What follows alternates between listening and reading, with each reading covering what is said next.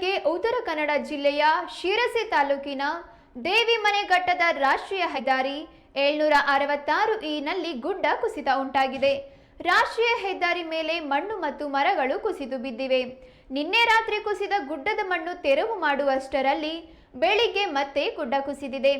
ಹೀಗಾಗಿ ಘಟ್ಟ ಭಾಗದಲ್ಲಿ ವಾಹನ ಸಂಚಾರಕ್ಕೆ ಆತಂಕ ಹೆಚ್ಚಿದೆ.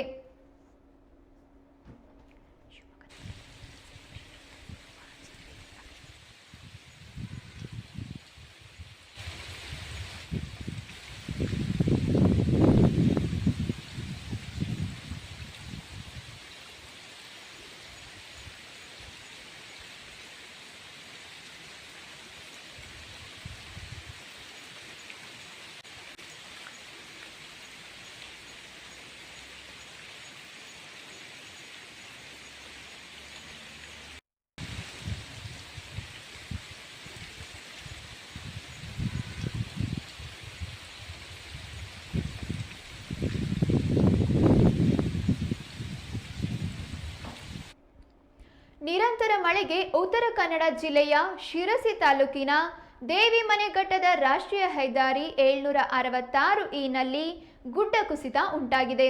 ರಾಷ್ಟ್ರೀಯ ಹೆದ್ದಾರಿ ಮೇಲೆ ಮಣ್ಣು ಮತ್ತು ಮರಗಳು ಕುಸಿದು ಬಿದ್ದಿದೆ.